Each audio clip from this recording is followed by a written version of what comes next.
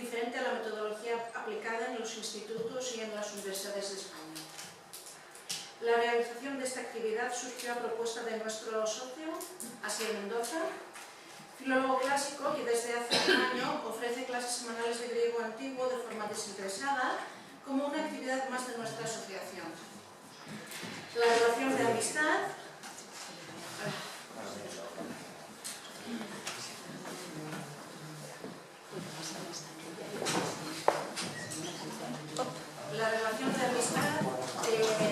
inspiración y enseñanza mutua entre Asier y Gonzalo se inició hace 10 años y a raíz de la conferencia de hoy se han conocido en persona. Nos presentará Gonzalo Quirek, su compañero de la Academia Classics at Home, Carlos Martínez Aguirre. Haces una pequeña presentación y luego vuelvo yo. Muy buenos días, Carmenas. Muchas gracias a todos por invitar a Gonzalo y tenernos aquí para la charla que yo creo que va a ser, espero que sea de interés de todos. Yo solo voy a hacer una introducción muy pequeñita que me pidió Gonzalo sobre el proyecto nuestro, que es lo que hacemos, y para justificar un poquito lo que después Gonzalo creo que os va a ejemplificar. Y es cómo surgió nuestra academia, Classics at Home, que en principio más bien es una asociación de 3 profesores que de forma solidaria nos apoyamos para dar clases a través de internet, clases de latín y de griego clásico. Y surgió la idea, porque yo era profesor, yo he sido profesor más de 10 años de griego clásico en secundaria, y llevaba ya unos años muy quemado, como se dice, ¿no? Estaba muy harto, pues, primero por las condiciones laborales, ¿no?, que se han venido deteriorando mucho en los últimos años, pero luego por otra razón que es muy difícil de entender y que yo no voy a poder explicar aquí en el poco tiempo que quiero dedicar, pero que a lo mejor escuchando a Gonzalo la vais a entender un poquito. La razón era que yo estaba muy incómodo dando clase de griego clásico en el instituto. Y esto es una contradicción porque yo soy un apasionado de Grecia, un apasionado del griego clásico, y bueno, pues, ¿cómo es posible que alguien no es que ha encontrado su vocación, dejando aparte que las condiciones laborales no fuesen las mejores, no esté a gusto haciendo lo que realmente pues, es su vocación? Y las razones os las voy a explicar, os las voy a dar en muy pocas ideas para ser lo más breve posible y que luego ya penséis sobre ellas y a raíz de lo que va a contar Gonzalo y que investiguéis un poco. Primera idea. Yo, que después de mis estudios estuve viviendo en Grecia, aprendí griego moderno, me resultaba intolerable tener que utilizar la pronunciación erasmiana.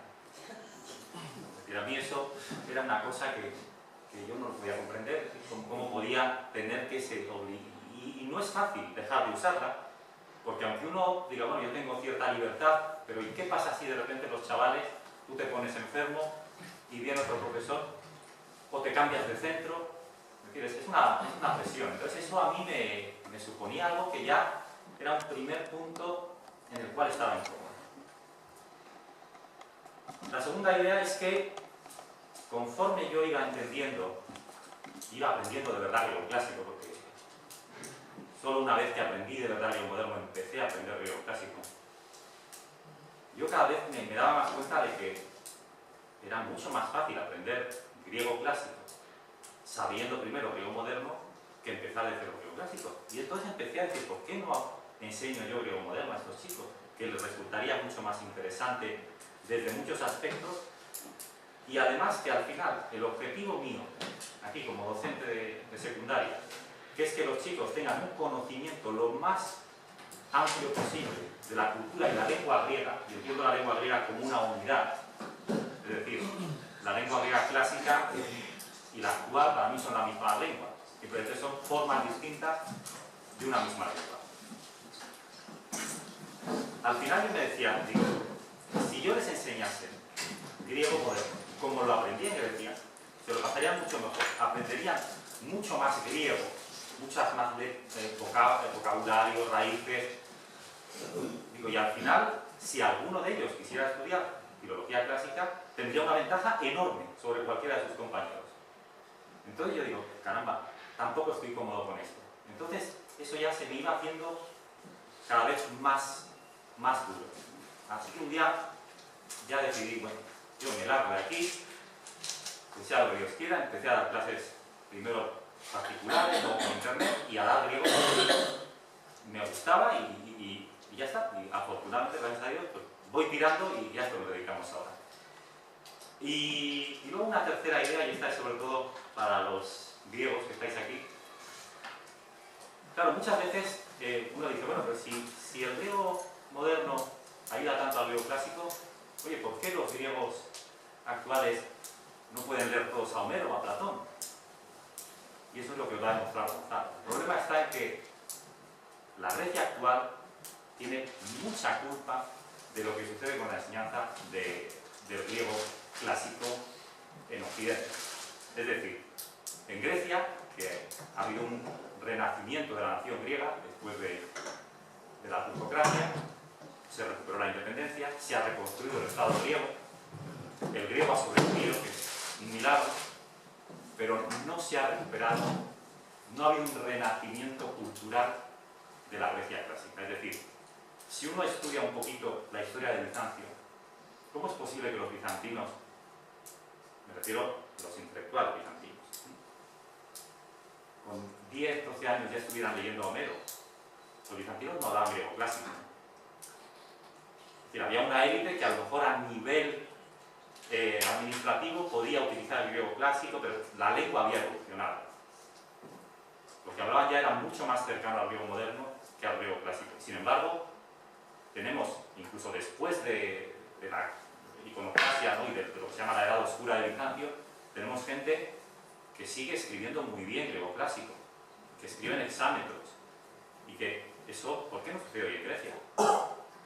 En mi opinión es porque los griegos, desgraciadamente, no han seguido el método con el que se aprendía el griego clásico en Bizancio. Si lo hubieran seguido, el aprendizaje del griego clásico para alguien cuya lengua materna es el griego está servido en bandeja de plata. Y eso es lo que os va a demostrar Gonzalo. Es decir, eso es el sueño de parte de los ilustrados que recuperaron el Estado griego, por lo pienso en Amandios por ahí, era recuperar a Grecia no solo como potencia política, sino también como potencia cultural. Eso nos ha producido. Es decir, Grecia sigue hoy, y yo lo digo con todo el dolor de mi corazón, mi mujer es griega y yo soy medio griego, sigue hoy esperando que haya un renacimiento cultural. Es decir, que el estudio del griego clásico se tome en serio. A lo mejor lo vemos algún día, a lo mejor no. Pero bueno, nosotros, de momento, al menos a nuestros alumnos, les solemos decir: ¿quieres aprender griego? Estudia primero griego moderno.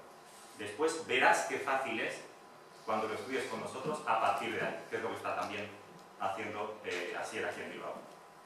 Y bueno, pues esas son las 4 ideas. Espero no haber sido muy prolijo. Yo os dejo con Gonzalo, que es el que va a demostrar todo esto. Bueno, ahora vamos a empezar con la conferencia. Gonzalo, cuando pase la parte teórica y vamos a entrar en la parte práctica, os va a avisar por si alguien quiere salir.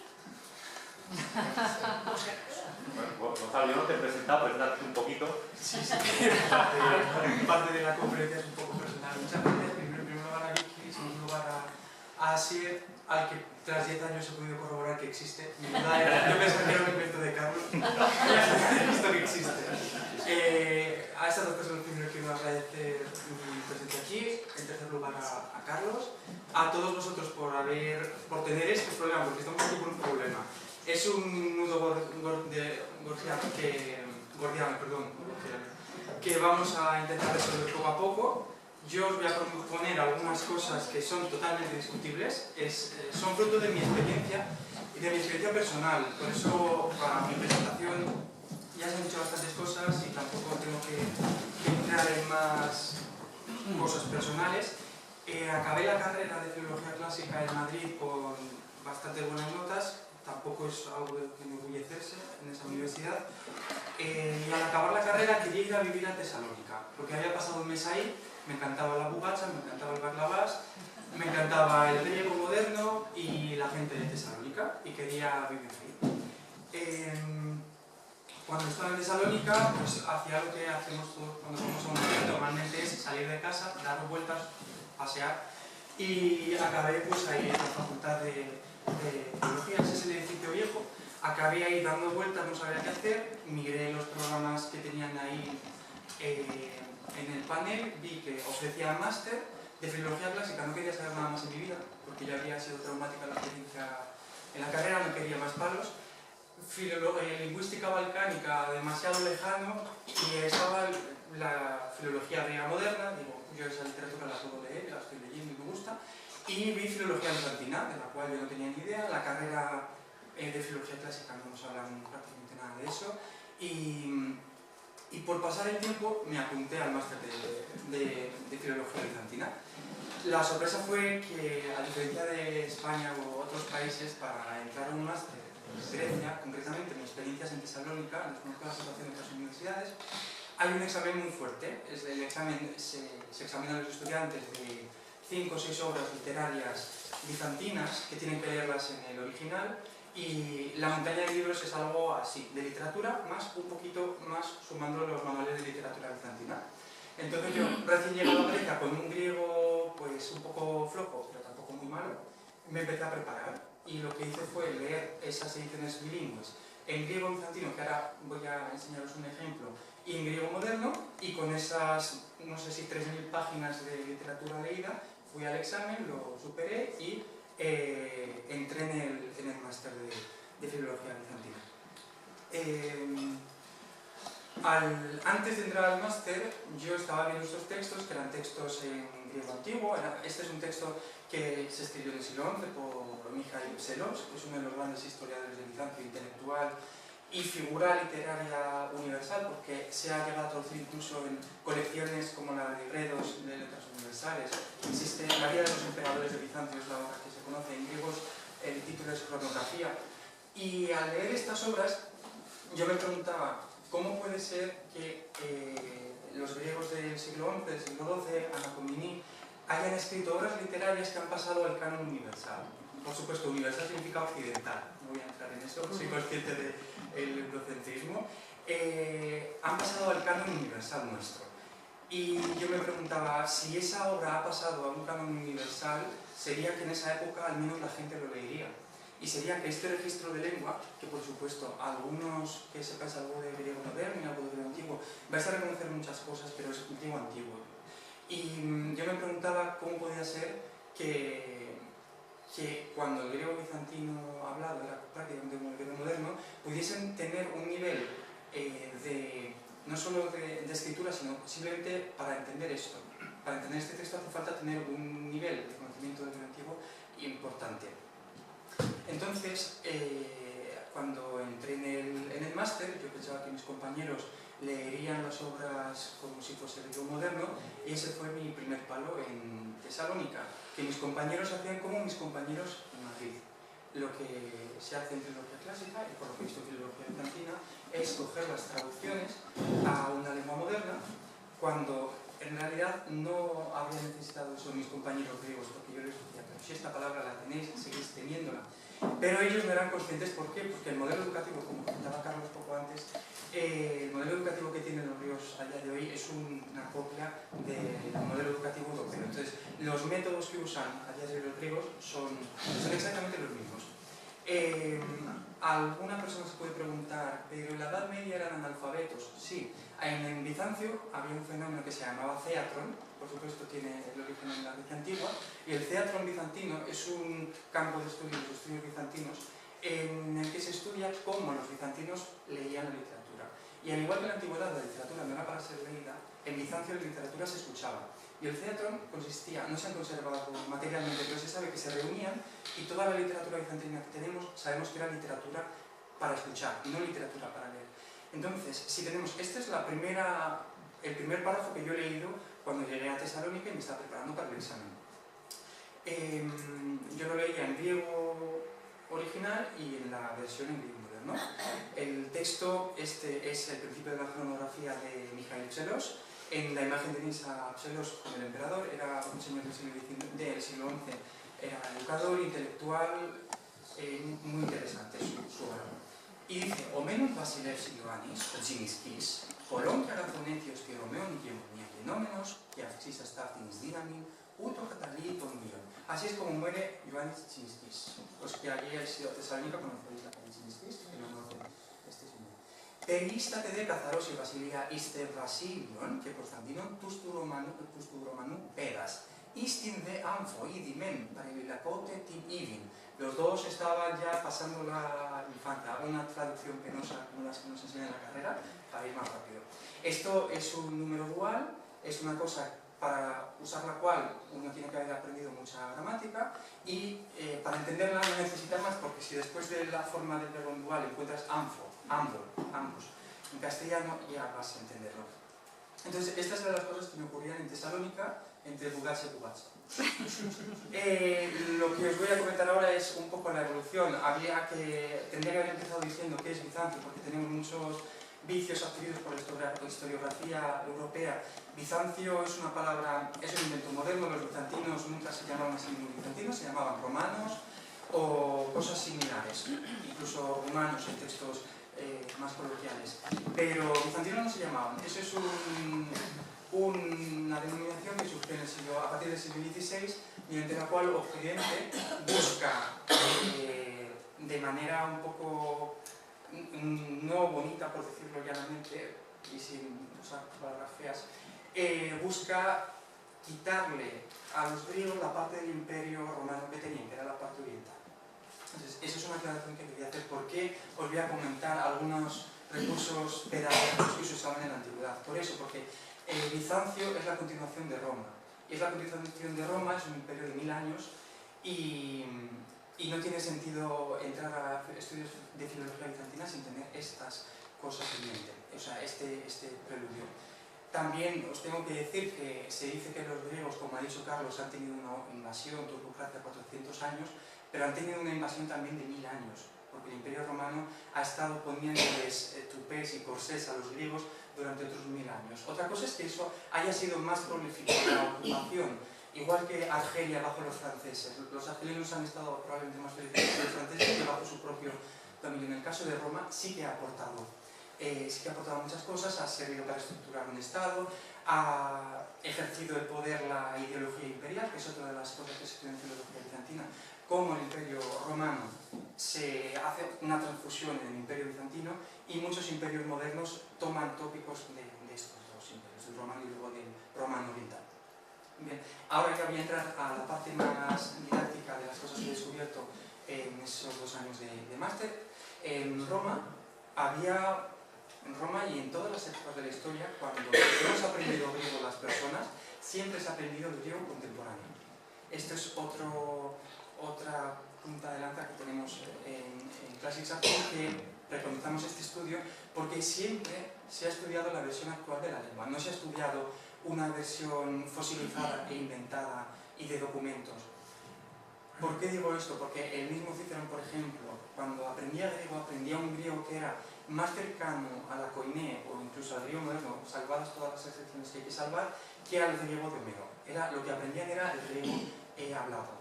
Primero porque no es traumático aprender una lengua que se habla. Es traumático aprender Klingon, yo no lo he aprendido, pero supongo que puede serlo, aprender otras lenguas que no tienen un referente vivo y cuyos recursos están más desarrollados. Si ahora una persona quiere aprender euskera, es facilísimo. Hay métodos, a pesar de las dificultades que tiene la lengua, hay métodos, se ha desarrollado una pedagogía de esta lengua. El alemán, por muy difícil que sea, se puede aprender. Sin embargo, el griego antiguo, era por lo que hablaba del nudo gordiano, el griego antiguo es un problema. Y es un problema, ¿por qué? Porque se ha separado de su sede natural, se ha apropiado para unos estudios que lo que buscan es principalmente es un prestigio social, un prestigio museístico, más que la formación personal. Y entonces, la idea que os quería transmitir ahora es esto, que siempre se ha aprendido el griego contemporáneo y luego ya se ha accedido a otras fases, a otros registros del griego. En Roma había distintos recursos. En primer lugar, os voy a comentar, os interpreto muy someramente, sobre este tipo de recursos, sobre este tipo de literatura. Tenéis, con que busquéis Dickey, como lo tenéis escrito ahí, en internet os van a salir todos sus libros. Es una investigadora de Reino Unido, no me acuerdo qué universidad, y ha trabajado los manuales que usaban los griegos para aprender latín y los latinos, las personas del Imperio Romano, para aprender griego. Y esto ha quedado en unos estudios áridos, pero mi esperanza era que esto, como me pasaba en mi máster, no quedase en los anaqueles de un investigador, que lo estudiese y quedáis, sino, como estoy haciendo ahora, compartirlo con vosotros y lo más importante, aplicarlo en clase. Que eso era lo que más me dolía cuando yo estaba trabajando en mi máster, con un profesor extraordinario, doctísimo y excelentísimo en todos los aspectos, pero yo le decía, ¿y esto por qué lo tenemos que dejar aquí que coja polvo? Y esta profesora lo que ha prometido es el año que viene va a sacar un manual de latín basándose en todos estos recursos. Os he traído el texto para que veáis cómo funcionaba in situ. Este es un manuscrito, ahora vamos a ver la transcripción. Esta es una versión más de época bizantina y la otra es igualmente bizantina, pero lo que quiero haceros ver es que tiene el texto en griego sin acentos, por supuesto, y escrito tal como suena. Y encima tiene la traducción al latín, que es la lengua que está aprendiendo la persona. A la derecha tenéis lo mismo, pero en otro formato. Y este es los textos que ha trabajado Eleanor Dickey, que se llama Interpretamenta. Aquí tenéis la edición crítica y tenéis un texto bilingüe. Hay algunos métodos actualmente, no sé cuántos estáis familiarizados con el método Asimil, si lo conocéis, ¿os suena? Sí. Vale, no encuentro a personas que no les suena de nada. Para mí Asimil es muy bueno. Pues este método se basa en este tipo de diálogos que ya existían en la antigüedad. Os traigo una página del método de Asimil para griego antiguo, publicada en 2003, que usa cosas que se empleaban hace 2000 años. Ahora, otro método que se usaba en la antigüedad misma era la traducción. Primero, diálogos bilingües. Otro método que se usaba era la traducción. Es un método que se usaba con otras miras. Porque, como os he dicho, se aprendía la lengua viva del momento, no se aprendía a hacer análisis lingüísticos ni cábalas indoeuropeas. Lo que se hacía era principalmente aprender la lengua, y luego había otros recursos, como el primero que os he contado, de diálogos bilingües. Otro recurso era la traducción, pero este ejercicio no era un ejercicio que se usaba para aprender lengua, sino como ejercicio de estilo, simplemente. Os he traído un testimonio de San Jerónimo que dice que era una costumbre de los antiguos traducir de latín a griego y de griego a latín exercendi ingeni causa, para ejercitar el ingenio simplemente.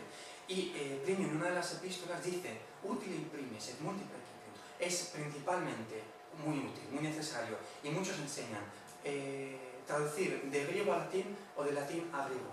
Esta es simplemente otra opinión. La finalidad de esto, intelligentia ex hoc et indicium adquirit, es un recurso para desarrollar las capacidades en la crítica literaria, principalmente para los romanos, porque la única literatura que conocían extranjera era la griega, y en la que se fijaban, y por eso tanta importancia en esto. Esta es una cita de San Jerónimo. Solo quiero resaltar la experiencia traumática. Podéis apuntar el pasajes de las Confesiones, libro 1, capítulo 13-14, en el que él cuenta el proceso que sufrió San Agustín.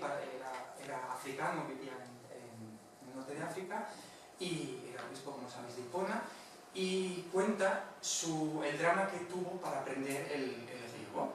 No el griego antiguo, sino simplemente el griego de su época. Y la dificultad le venía cuando sus profesores le obligaban a aprender fábulas, mitos, gramática, cosas difíciles, y dice, esta es una dificultad, somnino disquete lingua y peregrina, es una dificultad que uno encuentra al aprender una lengua extranjera, que hay cosas que uno no va a entender y que se pueden allanar. Y dice que lo mejor para aprender una lengua, es lo que os estoy diciendo, pero que no sé cuántos tenéis relación con la filología clásica, que es el ámbito donde se enseña el griego. Esto no es algo tan evidente en algunos sectores que tienen el rédit del griego antiguo. Dice San Agustín, non ad docentibus, sed ad loquentibus. Y perdón por los que seamos profesores, pero la lengua no se aprende de los docentes, sino de los hablantes. Ese era otro de los recursos a la traducción. El tercer y último recurso del que voy a hablar son las tabula ilíacae. Es un tipo de ejercicio poco conocido en el público general, incluso en las personas que están metidas en la educación, en el latín y el griego. Tenéis una bibliografía ahí. Quien quiera después ampliar temas me puede escribir y yo voy a responder encantado para cualquier tema. Las tabulas ilíacae son unas piedras con ilustraciones y además tienen unos textos. Se han encontrado en diversos sitios, en el Capitolio hay algunas en otros lugares. Se desconoce con precisión cuál era la finalidad, porque existe la opinión de algunos investigadores que dicen que era para calcular los días que duraba cada acción en la Ilíada. Puede ser. Otra interpretación es que era para la escuela, para ilustrar pasajes que se estaban leyendo.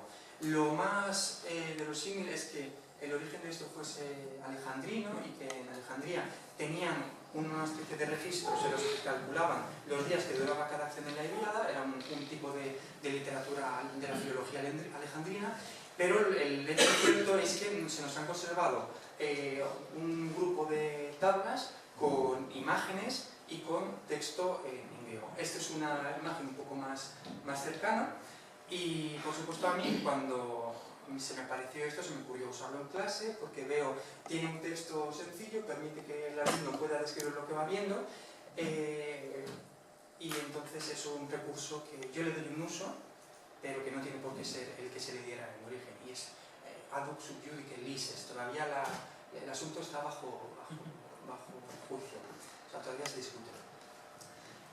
Lo siguiente que voy a pasar ya es a Bizancio.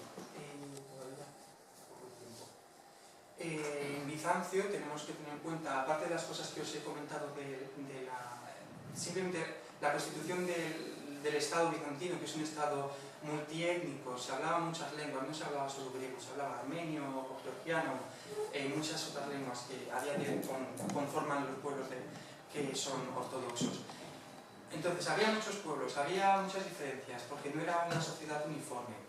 Y la escuela era distinta. Os he traído un esquema que lo he sacado del libro de Fedon Cuculés, Bizantinon bios que politismos. Es una obra, no sé si son 4 o 5 tomos, está muy desfasada, pero todo lo que tiene es útil. Está desfasada en el sentido de que se han descubierto manuscritos que pueden, en mi caso, que es la enseñanza del griego antiguo en Bizancio, hay manuscritos sin editar que arrojan luz sobre cómo aprendían griego. Y Cuculés, en este libro, en esta obra que es maravillosa, divide la educación de los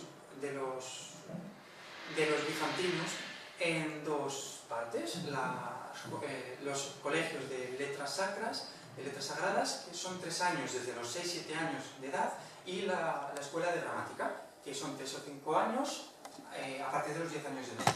En la primera escuela se aprende naturalmente lo básico: lectura, escritura, aritmética, gramática, historia, música, formación religiosa, y los libros de texto son los salmos y el Olá Octohijos. El Octohijos, en términos, porque es un libro, es uno de los libros litúrgicos que se usan en la liturgia ortodoxa, que tiene los textos de la liturgia con música. Y estos son los 2 libros de texto básicos. De nuevo, os quería decir que lo que yo vi al prepararme para entrar en el máster y durante el máster es que hay, y lo que apuntaba Carlos, hay un eslabón perdido. El eslabón perdido es la civilización bizantina. Ese es el eslabón que se ha perdido. Quedan partes de Bizancio. Hay un post-Bizancio, como dice Yorga, el historiador rumano. Hay un post-Bizancio, pero no es tan fuerte, por supuesto, como cuando tiene el apoyo de un Estado fuerte. Entonces, en ese Estado bizantino, el ciudadano estaba escuchando todo el rato la Iglesia. A día de hoy, la Iglesia tiene mucha más importancia que en España, en Grecia, pero no está tan integrada en la vida de todos los ciudadanos griegos actuales. Entonces, esto lo digo porque cuando uno va a una iglesia griega está escuchando griego antiguo y se le quedan las desinencias. A mí se le quedan otras cosas más importantes que desinencias, pero se le quedan a nivel gramatical, se le quedan a uno las desinencias, que es a lo que yo intento transmitiros. Entonces, eso es sobre la primera parte. Si un niño ha estado escuchando en griego, si ha estado escuchando eso tanto tiempo, al final todo le suena y el aprendizaje va a ser mucho más llano. En la segunda escuela ya lo que se aprende es más más literario. Y se aprenden tratados de gramática.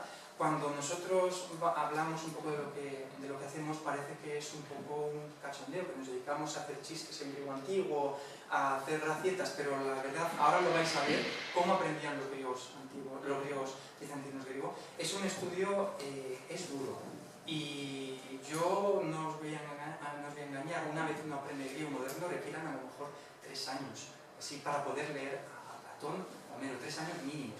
La cosa es que de otra manera yo no he conocido a una sola persona que lea griego antiguo y estaba en la universidad a tiempo. Por desgracia, no conozco a una persona que pueda vender la moto como yo. Yo vendo la moto de 3 años después del griego moderno. Entonces, en la escuela de gramática, que sería como una especie de liceo, en estudios más superiores, ya se hace gramática. Ahora vamos a ver cómo se hace eso. Con los libros de texto, algunos antiguos, como la gramática de Dionisio de Tracia, los canones, las reglas de Teodosio, el Oriano para acentuación, y son textos que recuerdan al catecismo. Se basan por lo general en preguntas y respuestas, y así uno se va habituando, porque el modelo del catecismo, si se ha usado durante no sé si milenios, es porque funciona. Y los bizantinos usaban eso. El otro tipo de libros de texto es el segundo, que es el que yo he trabajado más y que conozco y sobre el que puedo hablar con más propiedad que todas las cosas anteriores, son la geografía y similares, como digo. Ese libro de textos os voy a enseñar ahora algunos ejemplos. Y en cuanto a autores, ¿qué autores leían a partir de los 10 años de edad? Leían Homero, principalmente la Ilíada, Hesíodo, Trágicos. Esto, si lo escucha un profesor de filología clásica, se puede espantar y puede decir es mentira. Conservamos manuscritos anotados, entonces es demostrable, y yo en mis clases he visto que si sigues una vía razonable puedes llegar. Lo que no puedes hacer es el primer año traducir a Homero, eso es lo que no tiene mucho sentido. Entonces voy a pasar a estos ejercicios que os he dicho que soy un poco especialista, estoy especializado en estos. Se llaman generalmente es geografía y epimerismí. La geografía es, como dice el mayor estudioso de esto, que falleció, era un paleógrafo importantísimo, Galabotti, autor sobre la historia del libro. Si buscáis Galabotti libro, en internet vais a encontrar sus libros y son maravillosos sobre la lectura. Dice que es la gramática expuesta mediante el análisis de textos breves y, por lo general, improvisados. Eso es la geografía, que es lo que yo trabajé en mi máster. Otro tipo de ejercicios que vamos a ver ahora también son hipomnímata, en griego moderno significa simplemente comentario, y son comentarios. Son espolios un poco más largos a pasajes de literatura. Y los epimerismi. Epimerismos, en la parte occidental del Imperio Romano, es lo que se llamaban particiones. Las particiones es coger un texto y hacer el análisis. Un análisis que es muy útil si se hace de la manera que vamos a ver. Porque a día de hoy eso sería lo que nos hace un programa que algunos de vosotros conocéis, que se llama Perseus, que analiza el texto, te saca pues esto es nominativo, singular, y te da todo el análisis. Esto lo hacían ellos, pero no se lo daba un ordenador, lo tenían que hacer ellos de cabeza. Bueno, aquí os voy a sacar la imagen de Pselos porque en su época, en el siglo XI, es cuando la geografía alcanzó el auge bizantino.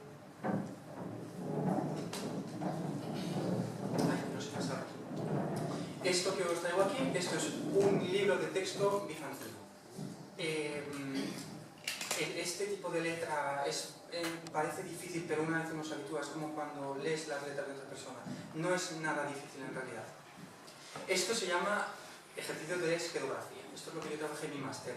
En concreto, como os he dicho antes, es un texto breve en el que se trabaja un aspecto de la gramática o de la fonética, en el que os he traído ahora. A continuación os voy a proyectar la transcripción.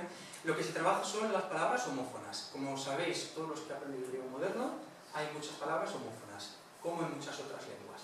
No es un problema. Pero en griego antiguo o griego moderno hay muchas más. Entonces, este tipo de ejercicios lo que tenían era el texto principal, que estaba improvisado, era una improvisación, y en Bizancio hacían incluso competiciones de geografía.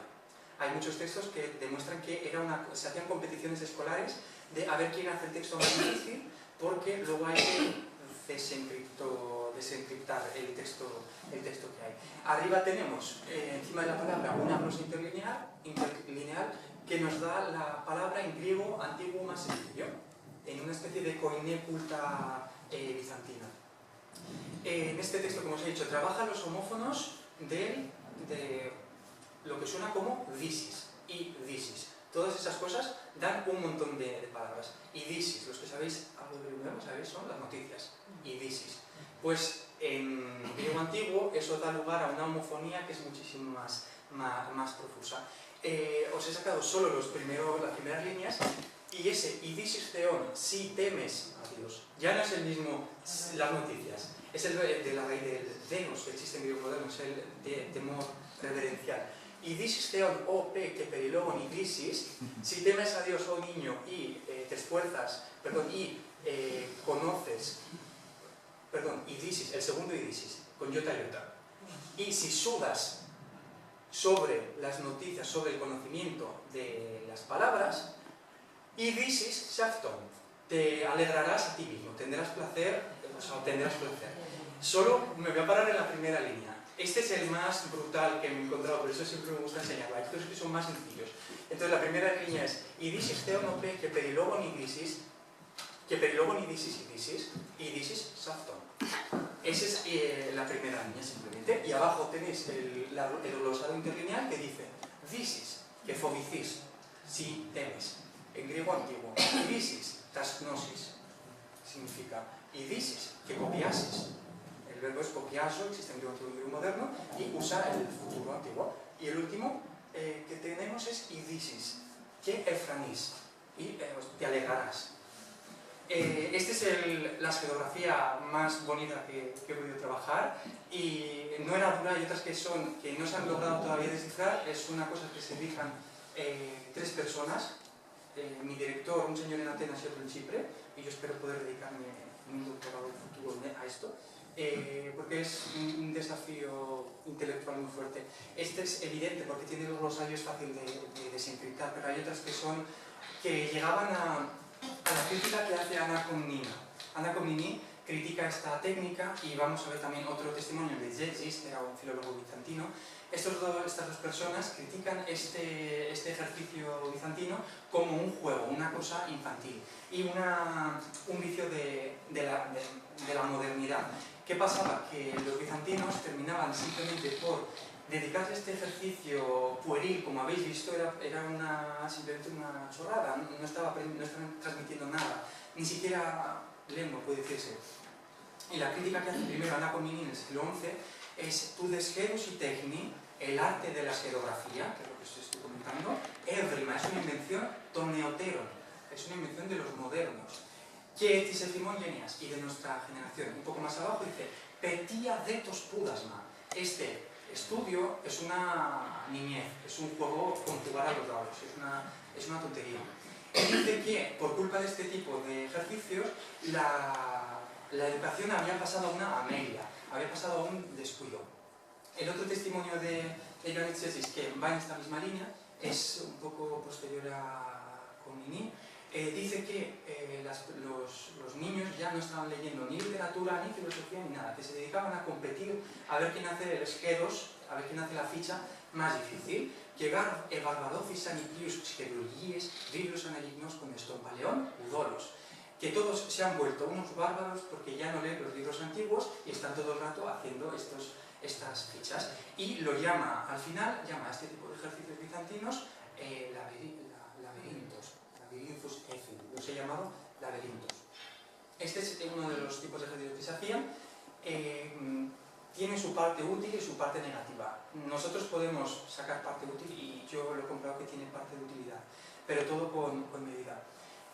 Los ejercicios que os voy a comentar ahora son del otro tipo que hemos visto, de las particiones y análisis gramatical, y os he sacado la foto del libro de Yorga porque este es el ejercicio que principalmente llegó a Occidente con el exilio de los bizantinos. Exilio, Moscópulos no era exiliado desde el siglo XIII, pero Chrysoloras estaba en los albores del fin de Bizancio, y Theodoros Gazis, que fue un filólogo importantísimo de Tesalónica, Theodoros Gazis, que fue a Tesalónica, y a día de hoy muchas personas cuando damos Homero usamos su paráfrasis, que es Homero en griego más sencillo. Os he traído 2 tipos de particiones de epimerismi. Uno es de tema pagano, es un mito, y otro es de tema sacro. Esto es porque os he hablado antes de la religión, pero ellos mismos tenían también otro hipóbafro, ¿cómo se dice? Otro trasfondo. Tenían, aparte del trasfondo religioso, también tenían el trasfondo de mitos antiguos. Entonces, esta es una edición del siglo XVI, preparada por un bizantino, una persona que había conocido Bizancio antes de que cayese. La letra es de esta manera porque la primera letra de la tipografía se asemejaba más a la de los manuscritos. Esta no está tan pegada, pero parece. Voy a leer solo el principio para que veáis luego cómo funciona el comentario. Stratevsen, epitontis iliu topon, metaton lipon ageon, que Diomedes o etolos. Es la primera frase. Que procimos catatontron exomisen. Hasta ahí voy a leer. Hizo una expedición hacia el lugar de Troya junto al resto de los aqueos, también Diomedes el etolio. Solo voy a leer hasta ahí para que veáis cómo un bizantino, este texto que está en griego antiguo y no es el griego que se habla, cómo lo entendían. En primer lugar empieza con la palabra ilion. Ilion también es el sol. Entonces establece la distinción. Ilios, otinimeran ergasómenos. Ita, que iota. Ilios, el que provoca el día. Con ita la primera, con iota la segunda. Ilios y proegumenitis trias polis, la ciudad previa de Troya. Y dice iota, iota. Tadío. Ilios de o apotisílidos. El ilio es el que viene de la élide. Polis de que Afri. Esta también es una ciudad. Lo siguiente, etolos, totó, mega. ¿Cómo escribimos etolos? To lo escribimos con omega. Amartolos, fidolos o acribis. Amartolos también se escribe con omega. Fidolos también se escribe con omega. Y como fidolos es una palabra un poquito más extraña, existe en griego moderno, pero es un poquito más culta, explica o acribis. Exormise, la forma verbal que nos ha salido, tomi, ita. Escribimos mi con ita, porque podrías escribirlo con iota, o con ipsilon, con epsilon iota, con muchas cosas. Ormisen, epictis, cazormin, kinesios. Y explica un poco el sentido de este verbo, sobre lo que tiene que ver con un movimiento violento. Sisigías tefteras, don perifomeno. Es de la segunda conjugación de los verbos perifómenos. Y entonces hace un análisis y después explica otras sutilezas gramaticales, de vocabulario, y así es como con textos inventados, este no es un texto de literatura antigua, iban introduciéndose poco a poco en la gramática. Podéis imaginar que esto nos ha durado ahora mismo 2 minutos, lo que os he contado, pero ellos están haciendo esto años, un par de años, y con eso tenían una base gramatical muy fuerte. Otro texto que os quería enseñar es de los Salmos, del cuarto Salmo. Os he traído solo el principio, para que veáis que también un texto sacro no estaba tan sacralizado como a día de hoy, que en mi experiencia a veces parece que no se pueden tocar y son intocables esos textos. También los usaban para enseñar gramática.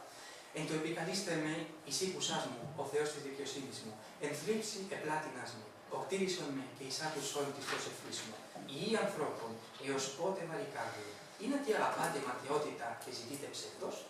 Este es los 3 primeros versículos de este Salmo cuarto. Lo de la es un grabado con el rey David.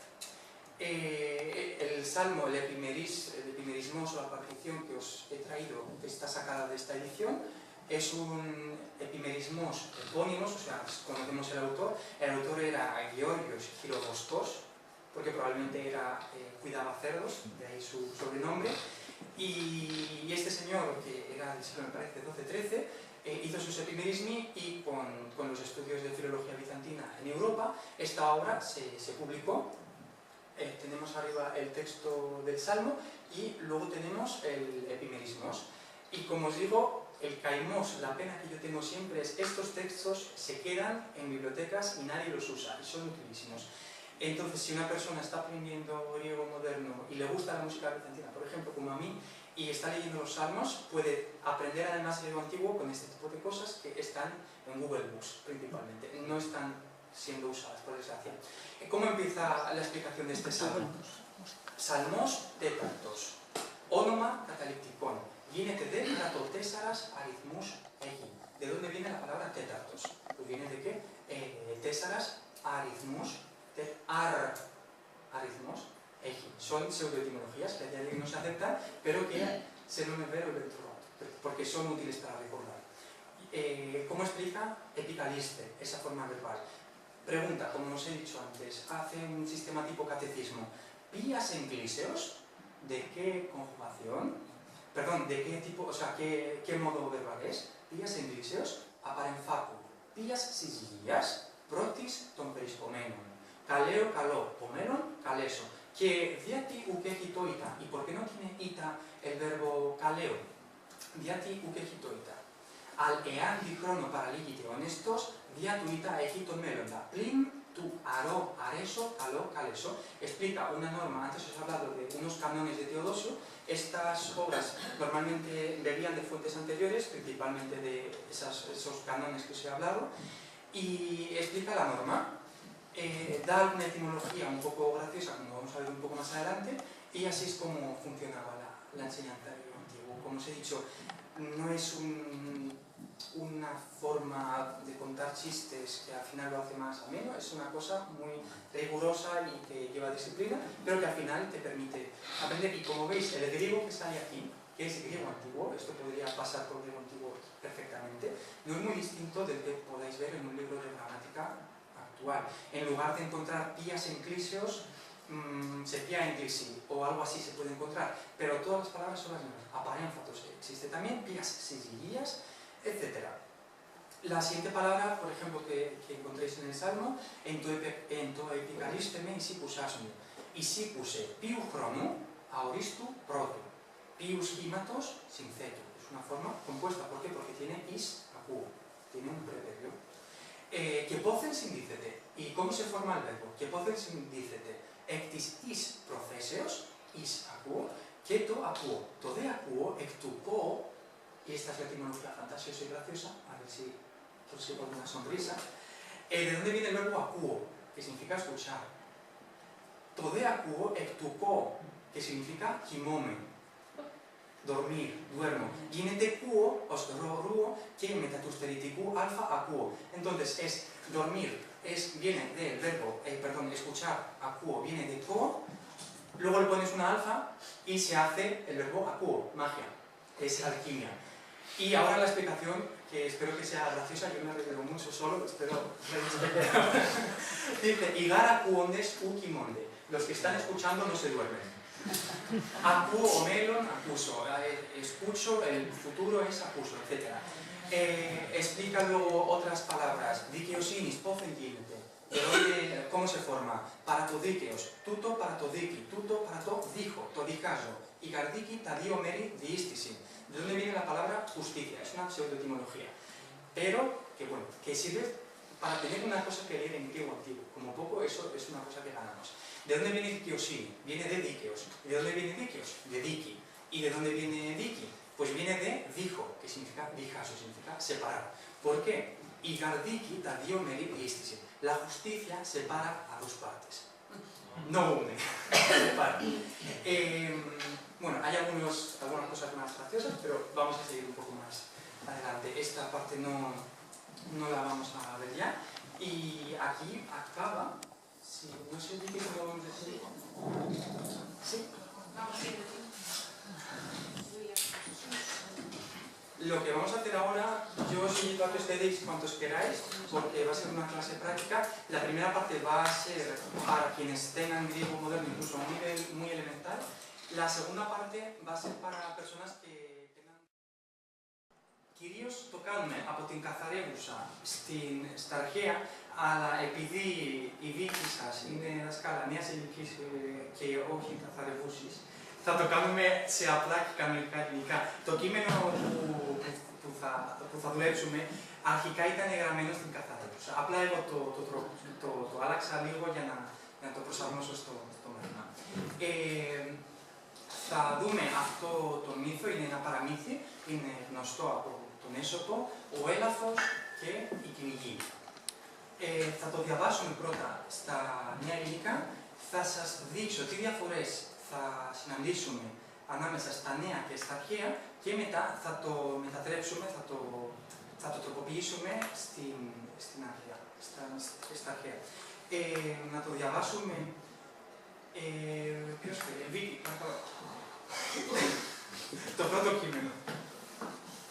Πάλι εγώ. Πρώτη παράγραφο. Μόνο τις δύο πρώτες σειρές. Ναι. Ένα ελάφι βοσκάει σε ένα μπέλι. Εκεί κυνηγούν κυνηγοί. Ο κίνδυνος για το ελάφι είναι μεγάλος. Γι' αυτό καταφεύγει κάτω από τα φύλλα του αμπελιού. Ευχαριστώ πολύ. Είναι γνωστές οι λέξεις αυτές. Είναι γνωστές. Τις έχω ετοιμάσει εδώ.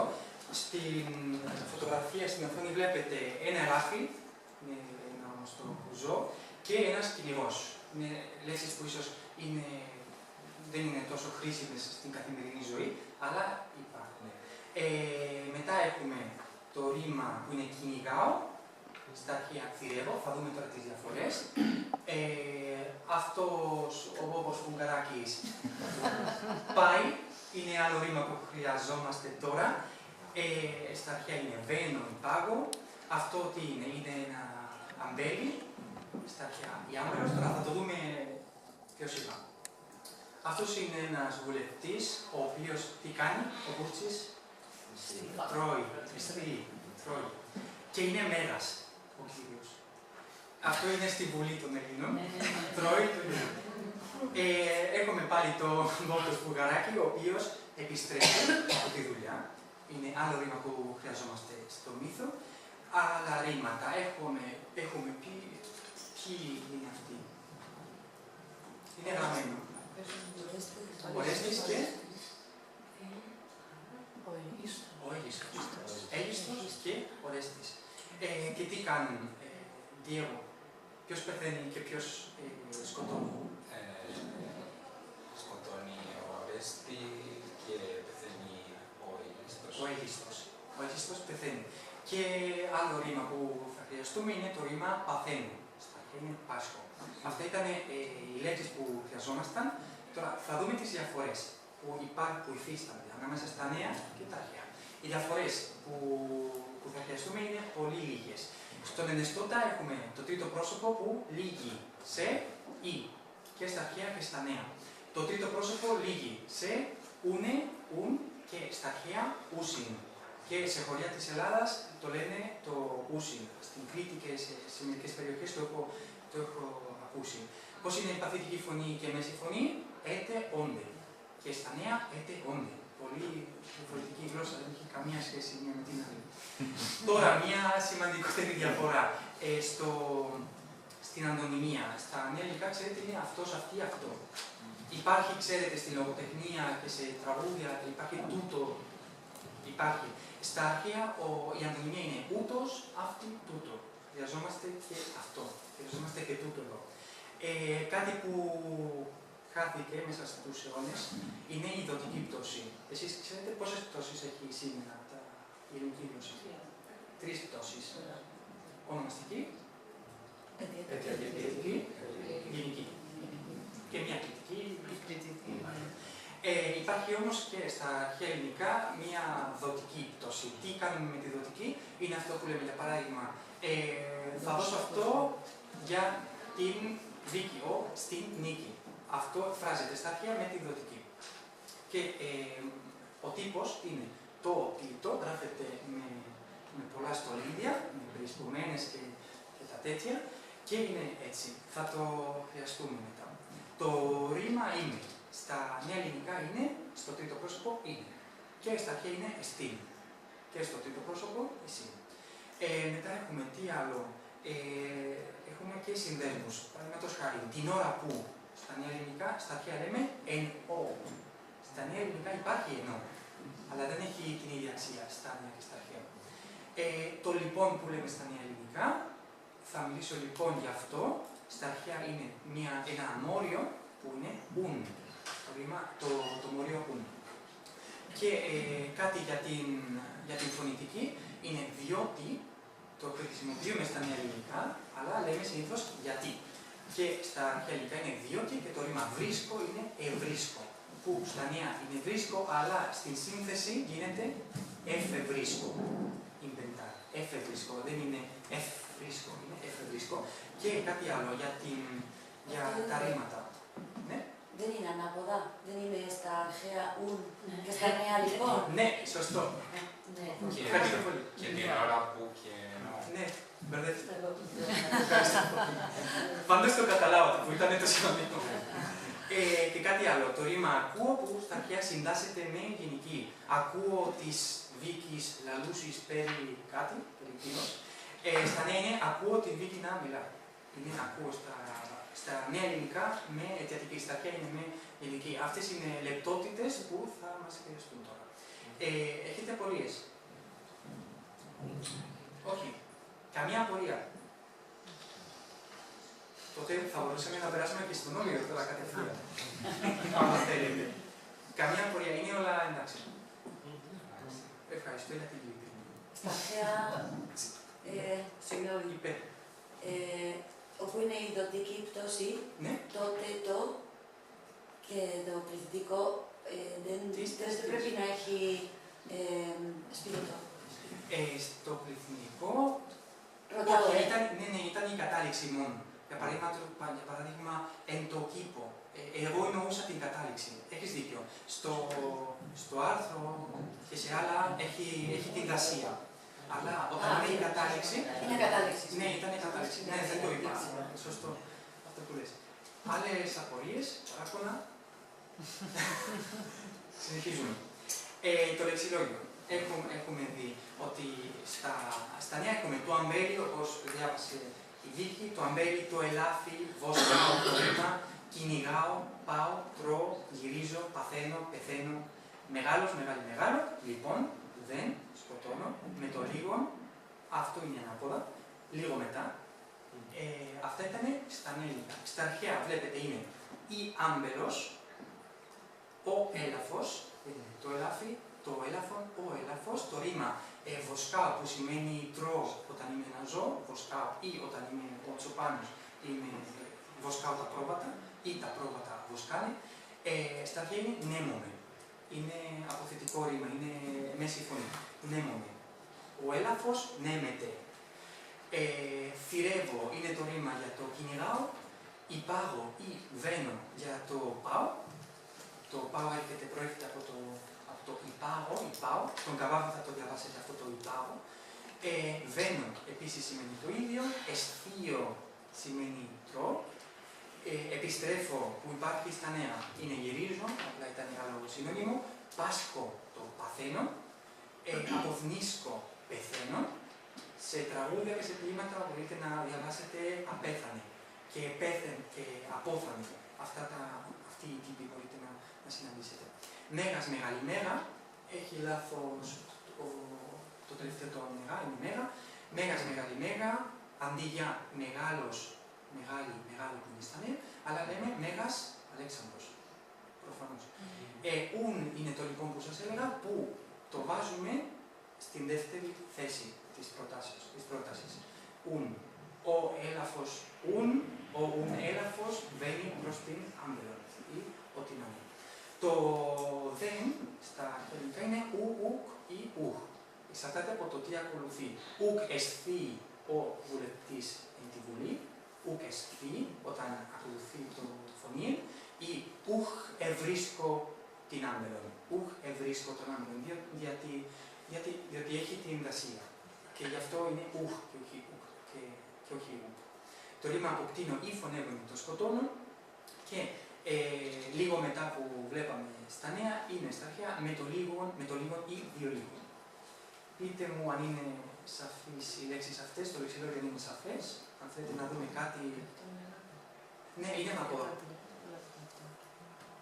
Πείτε μου. Μια παρατήρηση. Το επιστρέφω είναι ίδιο και στα νέα. Ναι, είναι το ίδιο. Απλά στα αρχαία το γυρίζω δεν είναι λίγο... δεν χρησιμοποιείται το γυρίζω. Ναι, αλλά και άλλα ρήματα τα έχω συναντήσει στα νέα. Έχετε κάποια πορεία? Για το σκάφ δεν έχει άλλο ρήμα. Για το? Βοσκάω, στην αρχαία δεν έχει άλλο... Νέμομαι, ποιο άλλο ρήμα? Δεν το θυμάμαι. Κάτι... Το βοσκάω επίσης υπάρχει στα αρχαία. Απλά είναι βόσκο. Βόσκο. Ο καλός βόσκος, ο καλός ποιμήνος. Βόσκο είναι το άλλο ρήμα, ίσως δεν ξέρω αν ψάχνεις γι' αυτό. Είμαστε εντάξει με το λεξιλόγιο? Ναι, προχωράμε. Προχωράμε.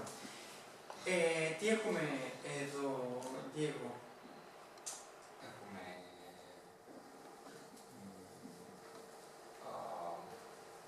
ένα δάσος. Ένα δάσος, τι άλλο? Και υπάρχει ένας κυνηγός. Ένας κυνηγός. Και ένας έλαφος. Ο έλαφος νέμεται. Νέμεται, πού νέμεται ο έλαφος? Νέμεται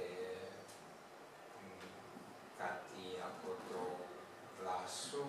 Ναι, από το δάσος. Και ο κυνηγός περιμένει. Ο κυνηγός περιμένει. Ο κυνηγός τι κάνει συνήθως? Περιμένει στη σιωπή και θέλει να πάρει αυτό το έλαφο. Ο κυνηγός θηρεύει.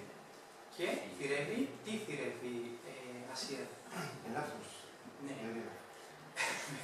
Ο κυνηγός θηρεύει τον έλαφον. Και πού είναι ο έλαφος, Ασία? Ο έλαφος κρύπτεται υπό το δέντρο. Υπό του δέντρου. Υπό το δέντρο. Υπό του δέντρου. Το επόμενο, τι έχουμε? Μαρίσα. Τι είναι αυτοί οι άνθρωποι? Μαρίσα. Μαρίσα, δεν ξέρει. Εντάξει, δεν πειράζει. Δεν ξέρω τα ονόματα σας. Μαρία. Μαρία. Παραδείγματος χάρη, Μαρία. Τι κάνουν αυτοί οι άνθρωποι? Οι άνθρωποι θηρεύουν, θηρεύουσι. Θηρεύουσιν. Οι άνθρωποι αυτοί θηρεύουσιν. Θηρεύουσιν, τι? Τον Λέοντα. Το Λέοντα. Άριστα.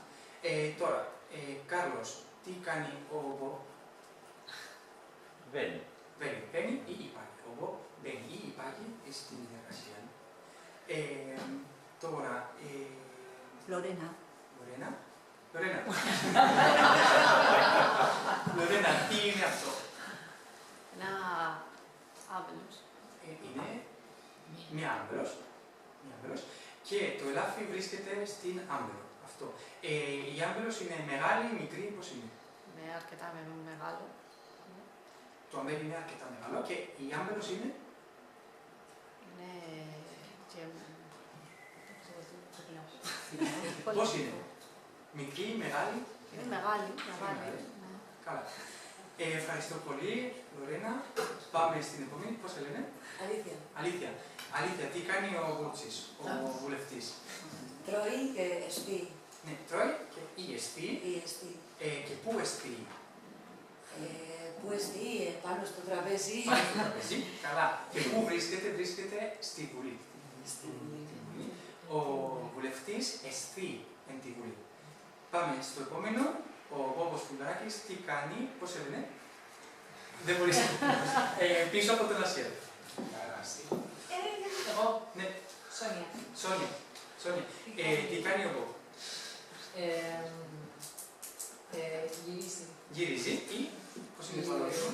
Πάει πίσω. Πάει πίσω. Άλλο ρήμα. Πόσα συνολικά. Επιστρέφει. Ο Μπόμπος Πουλάκης επιστρέφει ήκαδε στο σπίτι του. Πάμε στο τελευταίο που είναι το πιο λυπηρό. Είναι η εικόνα με τον θανάτο του Αιγίστου. Ναι, δίπλα στο κύριο Διέγκο. Πώς σε λένε? Πώς? Καράσι. Για πες, τι κάνει ο Ορέστης? Ο Ορέστης αποκτήνει τον Αίγιστο. Τον Αιγίστον και ο Αίγιστος τι κάνει?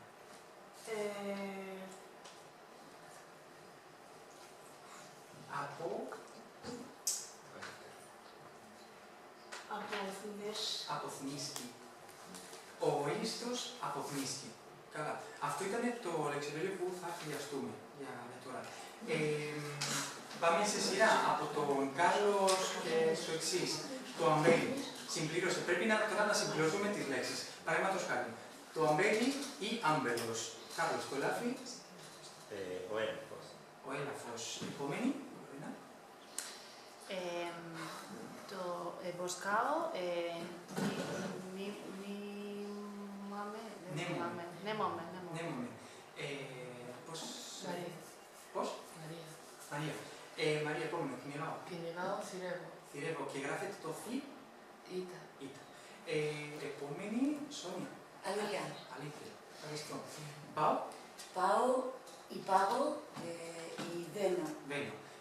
Επομένως, Προ και εστίο. Εστίο. Επομένη πίσω από τον Ασιέρ, όχι εσύ. Ερίκα. Ερίκα. Γυρίσω, επιστρέφω. Επιστρέφω. Καλά. Εσύ, τώρα. Επόμενο. Παθαίνω. Παθαίνω. Πάσχω. Καλά. Βίκη. Πεθαίνω. Πεθαίνω, αποθνίσκω. Αποθνίσκω. Επόμενη. Μέγας μεγάλη μέγα. Μέγα. Ναι, είχε λάθος. Δίπο λοιπόν. Ουν. Έχουμε το δεν. Πώς έγινε. Θέσα. Πες το δεν. Πώς είναι. Επομένως, πώς λένε. Εγώ μίσα. Μίκα. Και στο τόνο. Αποκτήνω ή φωνεύω. Αποκτήνω. Φωνεύω. Πώς γράφεται φωνεύω το φω. Φωνεύω με το όμικρον. Όμικρον, μπράβο. Και τελευταία. Λίγο μετά, με το λίγο, Με το δύο λίγο. Δύο λίγο. Δύο λίγο. Μια απόστροφο. Πολύ καλά. Μπράβο. Μια ερώτηση. Ναι. Το Πάσχο έχει σχέση με το Πάσχα? Όχι, το Πάσχα είναι Αλλά ευρωπαϊκή οι λέξη. Βυζαντινοί θα το έλεγα... Ναι, θα το συνέδεα. Θα το συνδύαζα. Δεν το είχα προσέξει αυτό, ναι. Το Πάσχα είναι το Πεσάθ εβραϊστή. Πάμε στο επόμενο. Έχετε άλλες απορίες με το λεξιλόγιο? Τώρα πρέπει να συνδυάσουμε. Τώρα εσείς.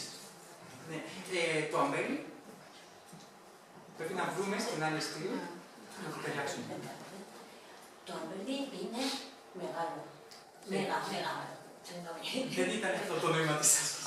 Το νόημα της άσκησης ήταν να βρούμε το αντίστοιχο στα αρχαία. Παραδείγματος χάρη, το αμπέλι ή άμπελος. Το ελάφι, γιατί είναι μπερδεμένα, γι' αυτό το έχεις άλλη ευκαιρία. Το ελάφι. Το ελάφι, ο ελαφός. Ο έλαφος. Επομένως. Μποσκάο.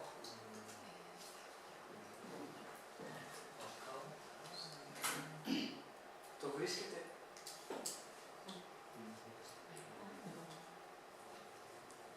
Ποιος το είπε πριν? Νέμονε. Επομένη, να πούμε κυνηγάω. Ευχαριστώ. Κάρλος, κυνηγάω. Θηρεύω. Λορένα, πάω. Πάω,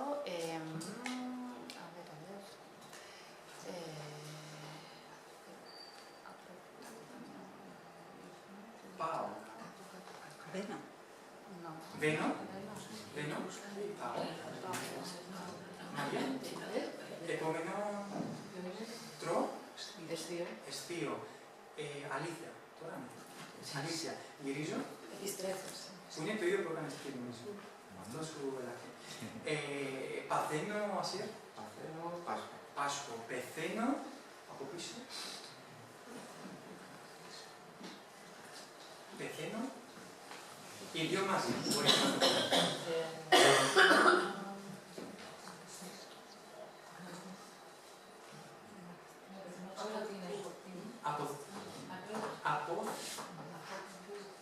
αποκτήνω όχι. Αποδείσκω. Δεν είναι ορατή η οθόνη.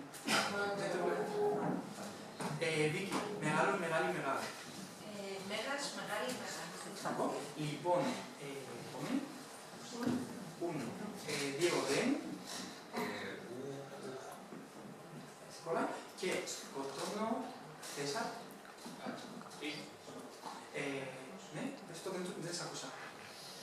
Δεν σε έχω ακούσει, πες το ξανά. Αποκτήνω, ναι. Το είπες. Μίκελ, λίγο μετά. Με το λίγο, δύο λίγο. Εντάξει, είμαστε κομπλέ με τις λέξεις. Με το λεξιλόγιο και με τη γραμματική ή όχι. Κομπλέ. Πάμε στην άσκηση κάθε αυτή. Η άσκηση που κάνουμε, αυτό το κάνουμε πολλές φορές και με πολλά κείμενα και καταλαβαίνετε ότι μετά από πολύ χρόνο γίνεται συνήθεια και μπορεί ο μαθητής να αλλάξει το κείμενο από τα νέα στα αρχαία και τα ανάπαλη. Μπορεί να κάνει και το ανάποδο. Άρα, πάμε να προσπαθήσουμε, έχετε τα στοιχεία, έχετε τα εργαλεία, να δούμε το κείμενο όλο. Ένα ελάφι βοσκάει σε ένα μπέλι. Εκεί κυνηγούν κυνηγοί. Ο κίνδυνος για το ελάφι είναι μεγάλος. Έχετε τις κόλλες, οπότε μπορείτε να το προσπαθήσετε τώρα να κάνουμε την αλλαγή από τα νέα στα αρχαία. Ο κίνδυνος για το ελάφι είναι μεγάλος. Γι' αυτό καταφεύγει κάτω από τα φύλλα του αμπελιού. Μετά συνεχίζει το παραμύθι. Λορένα, διάβασε. Λίγο μετά οι κυνηγοί πάνε στο αμπέλι, αλλά δεν βρίσκουν τα ελάφι και φεύγουν. Το ελάφι νομίζει ότι δεν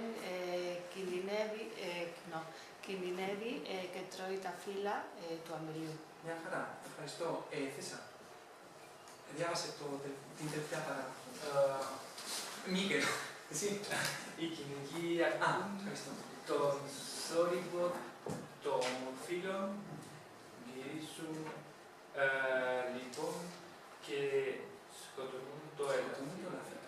Αυτό όμως την ώρα που πεθαίνει, λέει «Δικαία παθαίνω γιατί έβλαψα τον σωτήρα μου». Καλά. Δίκαια παθαίνω γιατί έβλαψα τον σωτήρα μου και ο καημένος ο έλαφος απογνίστηκε. Τώρα, τι θα κάνουμε. Θα βρούμε τι πράγματα πρέπει να αλλάξουμε για να το τροποποιήσουμε, να το αλλάξουμε σε αρχαία. Όλα αυτά που έχω διαγράψει πρέπει να τα αλλάξουμε. Θα το κάνουμε όλοι μαζί. Ένα ελάφι βοσκάει σε έναν μπέλι. Πώς θα το κάνετε αυτό στα αρχαία. Έλαφος. Νέμεται. Ή έναν μπέλο. Σωστότερο, είναι πιο ορθωτό έναν μπέλο. Μετά, εκεί κυνηγούν κυνηγοί. Τι στερεαβολεύει. Εκεί κυνηγούν. Σας πέραμε κόλλες για να γράψετε πάνω. Γιατί δεν σας πέρουν να γράψετε. Άμα θέλετε να το κάνετε. Επόμενη πρόταση. Ο κίνδυνος για το ελάφι είναι μεγάλος. Το ελάφο. Μεγάλος. Γι' αυτό καταφεύγει κάτω από τα φύλλα του αμπελιού. Δια τούτο. Το είχαμε. Μετά, δύο. Υπό. Διego, σε τρώνε οι κρύες. Σε τρώνε λάθανοι. Τελειώσετε. Υπό τα φύλλα της αμπέλου. Υπό τα φύλλα της αμπέλου. Πρώτη παράγραφος, ολοκληρωμένη. Λίγο μετά οι κυνηγοί πάνε στο αμπέλι, αλλά δεν βρίσκουν το ελάφι και φεύγουν. Μίκρο.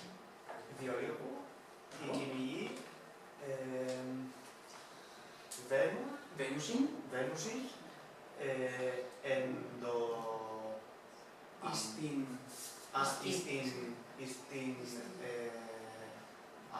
άμπελον, αλλά ουκ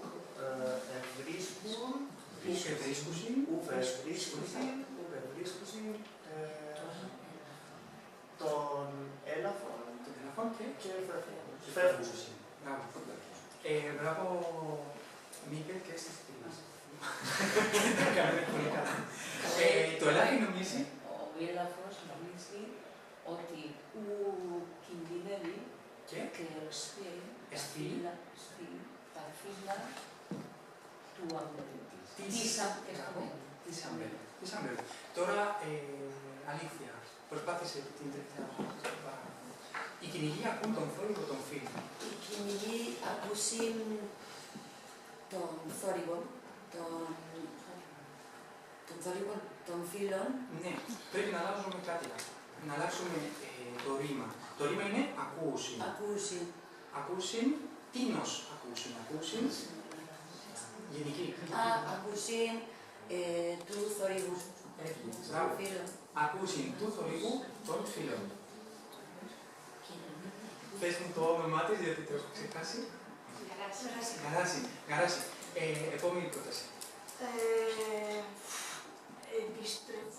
Επιστρέφουσιν. Και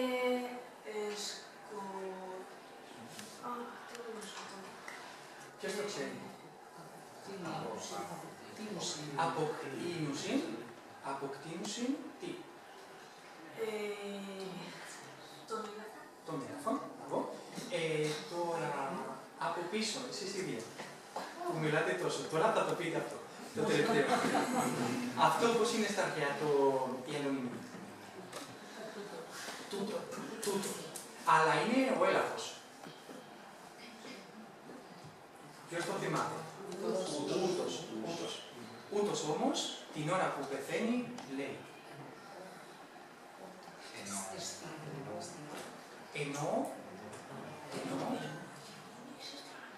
Ενώ πεθαίνει, ποιος θέλει να το πει? Ενώ αποκνίσκει, λέει πως είναι. Λέει. Δίκαια παθαίνω γιατί έβλαψα τον σωτήρα μου. Αυτό παθαίνω. Δίκαια πάσχω γιατί έβλαψα τον σωτήρα μου. Τώρα, Ρένα, διάβασε την πρώτη παράγραφο. Αυτό είναι που κάναμε εμείς. Αν θέλετε να το σημειώσετε. Έλαφος εν αμπέλο νέμεται. Εκεί κυρεύουσιν κυνηγοί. Ο κίνδυνος το ελαφό μέγας στην. Δεν ξέρω αν το διαβάσω σωστά. Δια τούτο καταφεύγει υπό τα φύλλα της αμπελού. Της αμπελού, περίπου αυτά είπαμε, έτσι δεν είναι? Περίπου αυτά. Μετά, Διego, επόμενη παράγραφο. Διόλου οι κυνηγοί δέμουσιν στην άμπελον, αλλά ουκ ελίσκουσι των έλαφων και φεύγουσιν. Ο έλαφος νομίζει ότι ουκ κινδυνεύει και στείλει τα φύλλα της αμπέλου. Αυτά είπαμε όλοι μαζί πριν. Και τελευταία παράγραφος. Κυνηγοί ακούσι του θορύβου των φύλων, επιστρέφουσιν και αποκτήνουσι των έλαφων. Ούτως, σχεδόν εσπίριτο όμως Ενώ αποκνίσκει, λέει δίκαια πάσχω, διότι έβλαψα τον σωτήρα μου. Καλά. Έχετε απορίες με αυτή την άσκηση? Ήταν χρήσιμη? Νομίζετε ότι χρησιμεύει? Λοιπόν, τώρα πάμε στο επόμενο επίπεδο. Αυτό που κάναμε τώρα ήταν το πιο βασικό επίπεδο που κάνουμε και το δουλεύουμε επί μήνες και ίσως κάποιο χρονικό διάστημα πιο μεγάλο. Θα κάνουμε από τον ενεστώτα, από το νυν, στο τότε, στο πριν, και έχουμε δύο χρόνους. Έχουμε τον παρατατικό και τον αόριστο. Αυτά τα ξέρετε από τα νέα ελληνικά, διότι μοιάζουν πάρα πολύ τα ισπανικά και τα ελληνικά όσον αφορά το ρήμα εν μέρη, και ο παρατατικός είναι μια πράξη που παρατείνεται στο παρελθόν. Γίνεται μια πράξη που παρατείνεται. Και γι' αυτό λέγεται παρατατικός. Ενώ ο αόριστος είναι ένας χρόνος που γίνεται στιγμιαία και αυτά τα ξέρετε, διότι μιλάτε όλοι με αυτά τα ελληνικά. Να δούμε τις διαφορές, πώς σχηματίζεται στα νέα και στα αρχαία. Στα νέα ο παρατατικός το ξέρετε. Πήρα στο ρήμα χτίζω. Ξέρετε, ο παρατατικός είναι έχτιζε στο τρίτο πρόσωπο και έχτιζαν. Πώς είναι στο πληθυντικό, στη μέση φωνή και πατήσικη φωνή. Χτιζόταν και... Άρα, οι κυνηγοί έκτιζον οίκον. Έκτιζον. Τρίτο πρόσωπο πληθυντικού. Και στη μέση φωνή έχουμε εκτίζετο και εκτίζοντο. Αυτά είναι στα αρχαία και στην καθαρέουσα. Όλα αυτά. Ο αόριστος, στα νέα το ξέρετε μια χαρά, είναι έκτισα, παίρνετε το θέμα του αορίστου που είναι άλλο θέμα που έχει, έκτισα εγώ, έκτισαν αυτοί και κτίστηκαν, το ξέρετε. Έχετε παλέψει τον αόριστο με τον αόριστο, το ξέρετε όλοι. Και αόριστος στα αρχαία είναι πολύ παρόμοιο. έχουμε την αύξηση υποκριωτική, εκτός από στο νόμιο, θέμα ορίστου και καταλήξεις. Έχουμε έκτισα, έκτισαν.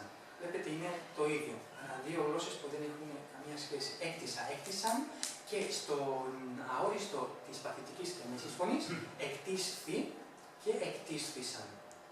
Είναι οι γνωστές καταλήξεις που μπορείτε να δείτε στην Ελλάδα σε πινακίδες. Εκτίσθη το κτίριο εν έτη, ξέρω εγώ. Έχετε απορίες με τον σχηματισμό? Αυτό το ξέρετε. Περίπου. Περίπου το ξέρουμε.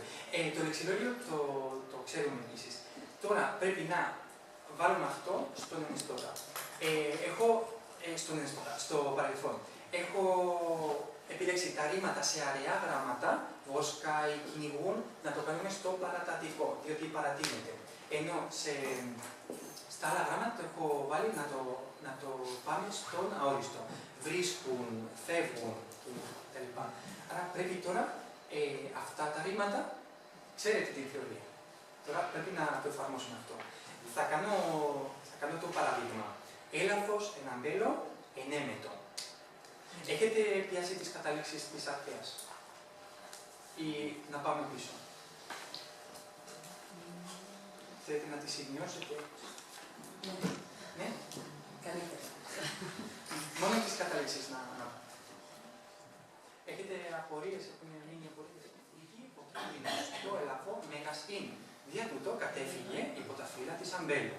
Διολίγου και η γη έβησαν στην άμπελον αλλού ύβρων των έλαφων και έφυγων. Ο έλαφος ενόμισε ότι ήταν ένα ελάφι που σκεφτόταν. Ο έλαφος ενόμισε ότι που κινδυνεύει και έφαγε τα φύλλα της αμπέλου. Οι κυνηγοί ήκουσαν του θορύβου των φύλων, επέστρεψαν μουν και απέκτηναν τον έλαφον. Ούτως όμως, ενώ απέθνισκε, είπε «Δίκαια Πάσχο, διότι έβλαψα τον σωτήρα». Και βλέπετε ένα λάθη πολύ ωραίο. Αυτό ήταν το πρώτο μέρος του μαθήματος. Θα τελειώσουμε, μάλλον σιγά σιγά θα τελειώνουμε. Σας είχα θέλει να κάνουμε άλλες δύο δραστηριότητες, αλλά νομίζω ούτε θα προλάβουμε στην άλλη.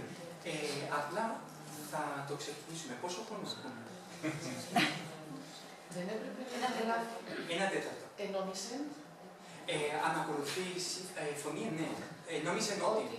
Ναι, ενόμισε ότι. Σωστό. Τώρα θα κάναμε όμηρο, απλά αφού έχουμε μόνο ένα τέταρτο.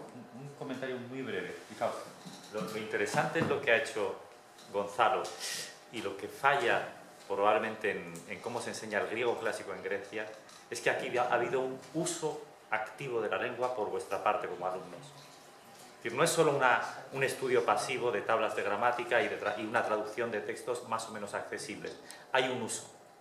Y eso es lo fundamental. Cualquiera que sepa cómo se aprenden las lenguas entiende que la gramática se aprende la lengua se aprende por el uso. ¿Por qué no se usa? No se trata como dice, de hacer chistes en griego clásico, de decir tonterías, no, se trata simplemente de ejercitar con el uso activo, algo que para los griegos, veis, es este texto que vosotros, muchos conocéis griego moderno, no habéis visto griego clásico en vuestra vida, lo habéis entendido y es vuestra primera clase de griego clásico. ¿Cuánto tarda alguien que haya estudiado griego clásico, solo, desde cero, en llegar a traducir un texto así? Para concluir, gracias por el comentario, para concluirla, no vamos a hacer, por supuesto, yo os había traído para demostraros los niveles que trabajamos. Lo que hemos hecho antes es el nivel más básico, más básico. En el nivel más avanzado tenemos Homero. Os lo voy a enseñar, como hay 15 minutos, no vamos a hacer la clase, porque, o sea, ya yo había tenido 3 cosas para hacer. Hemos hecho una bien, y la tercera la voy a enseñar simplemente para que veáis cómo se puede dar, cómo doy yo al menos textos auténticos, por así decirlo. Os había traído el proemio que se puede llamar ideisis, la súplica, el ruego, y normalmente al empezar Homero empiezo con cabafis, cosa que en la universidad no se puede hacer porque se supone que se sepa griego, que se sepa algo de griego. Empiezo con un poema como es este, que es deisis, η θάλασσα στα βάθη της πήρε έναν ναύτη, η μάνα του ανοίξε λιθιένει και ανάφτη, στην Παναγιά μπροστά ένα υψηλό κερί, για να επιστρέψει γρήγορα και να είναι καλή καιρή. Και όλο προς τον άνεμο στείνει τα αυτή, αλλά ενώ προσεύχεται και δέεται αυτή, η εικόνα ακούει, σοβαρή και λυπημένη, Σέφροντας πως δεν θα έλθει πια ο γιος που περιμένει. Empiezo con este poema para entrar en el espíritu homérico, es una deisis. Luego, llevo 7 libros con el mismo trabajo Homero y vemos, esto es un resumen de época alejandrina bizantina, es el resumen de la primera rapsodia, Alfa, Protia Rapsodia, Litas Chrysu, las súplicas de Crises, Limón Stratú, la pernicia del ejército, Exos Anacton, y la riña entre los jefes. Otro resumen más breve, Limos que Minis. Luego a continuación trabajamos un resumen en griego más sencillo con comentario interlineal de la primera rapsodia, que es la que vamos a estar leyendo las siguientes semanas, y las palabras más fáciles, por ejemplo, para Gínete tiene Érgite, la más fácil, Vulómenos, Celon, Litrosasce, Sose, Apalaxe. Lo de arriba es en griego más sencillo. A continuación tenemos un ejercicio de sustituir Crisis y Eres tu Apólonos, Érgete, tenemos que decir, para Gínete, para ir asimilando poco a poco vocabulario. Suelo meter un tema de gramática, en este caso es el genitivo absoluto. Apólitos geniki es un tipo de construcción que existe en frases hechas en griego moderno, como Ceucelondos, Kekerú, Epitrepondos, son frases que he escuchado en Tesalónica. No significa que todos los griegos las sepan, por supuesto. Utos kalos erfondon ton fragmaton y filumenon ton analogion, mutatis mutandis. Y la última es por lo que traigo la viñeta, Tonikion y mon en Fipramenon y Nis Adon. Esto se lo he escuchado a un señor mayor. Mientras nuestras casas se están quemando, nosotros cantamos. De ahí la viñeta. Sirisa y la señora me queda ahí. Entonces, explico un tema de gramática, explico el genitivo absoluto en qué consiste con ejemplos, qué tipos hay, y luego, en este caso, cuando es el genitivo absoluto, hacemos algunos ejercicios de conversión. Por ejemplo, no lo vamos a hacer porque no hay tiempo, quería concluir un poco antes de tiempo. Otanegoton, filo, muvlepo, polígero. Esto, una vez explicado el genitivo absoluto, igual que antes hemos visto cosas de gramática de vocabulario, sale más fácil. Muton, filo, muvlepon, dos, polígero. Entonces, tiene que salir luego arriba la alquimia que se hace con el genitivo absoluto. Después del tema de gramática, que hemos trabajado con este texto sobre lo que vamos a ver, que es la primera rapsodia, el primer canto de la Ilíada, empezamos con el texto de la Odisea. El texto de la Odisea, en una clase normalmente hacemos unos 100 versos, había traído 20 y no me ha dado tiempo a hacer uno. Así que os pido disculpas por mi falta de previsión. ¿Cómo leemos Homero? Lo que hacemos es, yo leo el texto, mi alumno o alumna va viendo la paráfrasis en griego fácil y después de haberlo leído yo, vemos dudas que hayan surgido y después, una vez ya lo he entendido y me ha escuchado a mí leerlo, lo lee. Porque si no entiendes el texto, no lo vas a saber leer. Y si el profesor tampoco lo entiende, pues eso es preparación personal que uno tiene que tener para poder leer un texto con soltura, el alumno peor lo va a leer. Una vez hemos visto los primeros 20 versos, en este caso, hacemos un ejercicio de vocabulario que consiste en unir meaning, pues en el escolio interlineal nos salía holon, epímono, orgin, miría, anaríthmita, sale. Pues así con todo el vocabulario de esta sección. Lo siguiente que hacemos es completar los versos. Holon, epímono, orgin, meaning, ai, decea, piliata, filios, Tinolesas, anitino del trian, ulomenin, y anaríthmita, mirim, tiselisin, tisageis, cacá, lipas, alguien, episen, irgasato, écique, etc. Y así completamos los versos. Tenéis que imaginaros, como siempre, que esto no es una cosa de 20 minutos, es durante meses y que al final lo que podemos hacer es poder parafrasear estos versos en idioma más fácil y viceversa. Y también podemos hacer el contrario. El alumno con el que trabajo esto es capaz, se sabe tiradas de versos porque lo hemos trabajado con este sistema mucho y al final se sabe versos y todo y le salen solos. Y la última parte que hacemos, yo me he traído aquí las preguntas preparadas, pero normalmente van improvisadas. Hago unos comentarios, unas preguntas sobre el contenido del pasaje y esto supongo, ahora que veo aquí todos los puntos, supongo que nos había llevado a lo mejor alguna hora más. Habíamos tenido que pedir un par de horas más. Siento no haber dado todo lo que quería. Espero que os haya servido para haceros una idea de cómo se puede hacer esto de otra manera. Y, bueno, como hay a lo mejor algunos minutos, si estoy abierto para todo lo que queráis comentar. dejo el afosador para que os inspire. Bueno, yo creo que antes de preguntarte nada, Después.